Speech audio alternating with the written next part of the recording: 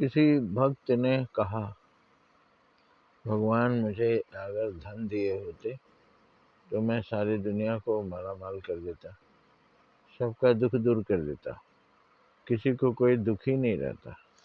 लेकिन भगवान भी ऐसे लोगों को धन दिए हैं जिनके पास हृदय है ही नहीं, करुणा है ही नहीं, परोपकार की भावना है ही नहीं।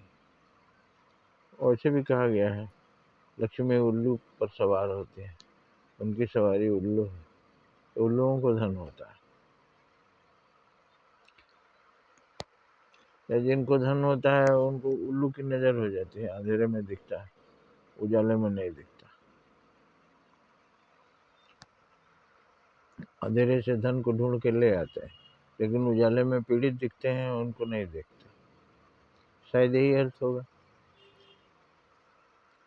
तो भगवान ने कहा कि मैंने तुमको तो इतना धन दिया है, लेकिन उस धन को तुम उपयोग ही नहीं करते। भगवान कहाँ आपने हमको धन दिया है, मैं तो अत्यंत ही गरीब हूँ। उन्होंने कहा, नहीं, ध्यान से देखो, जो धन चाहिए वो है तुम्हारे पास। अब मीठी बोली कि तुम्हारे पास क्या कमी है, बोलोगे तो वो घट जाएगा क्या? लेकिन तुम मीठी बोली नहीं बोलते। मीठी बोली से ही हजारों का दुख दूर होता है। कोई कितना भी टेंशन हो, मीठी बोली सुनकर उसको जैसे लगता है किसी ने आग पर पानी डाल दिया। सहानुभूति, किसी को दो मीठे बोल, सहानुभूति, संतोष के बोल, और हो सके तो आप परोपकार भी कीजिए। जो आपके पास शक्ति है उसी के अनुसार करना है। ऐसा थोड़ी है कि आपके सामने जो किसी कोई दुखी आता है, आपकी शक्ति के अंदर है तब कीजिए।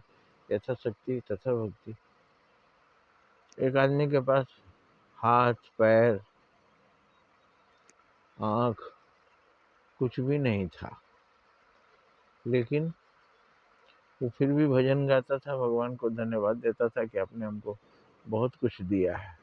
लोग पूछे, भाई तुम्हारे पास कुछ भी नहीं है, तुम कहते हो भगवान आपने हमको बहुत कुछ दिया है। आप देखिए भगवान ने हमको क्या दिया। मैं इतना मीठा भजन गाता हूँ कि 4-4 सेवक मेरे आसपास लगे हुए हैं। चारों हमको उठाकर घर तक ले जाते हैं, खाना बना के खिलाते हैं, नहलाते हैं, धुलाते हैं, मंदिर में ला के बैठा देते हैं। मैं गीत गाता हूँ, पैसों की बारिश होती है। तो भगवान ने दिया है, तरह से हमें दुखी नहीं होना चाहिए। भगवान ने अगर हमें कुछ नहीं दिया है तो देखें बहुत कुछ दिया है, हम उपकार कर सकते हैं। बहुत से लोगों की आदत होती है मीठी बोली सबको बोलते हैं, और सबके अंदर जब भगवान है तो आप भगवान के सामने मीठी बोली नहीं बोलेंगे, भगवान को ही कड़वी सुनाएंगे।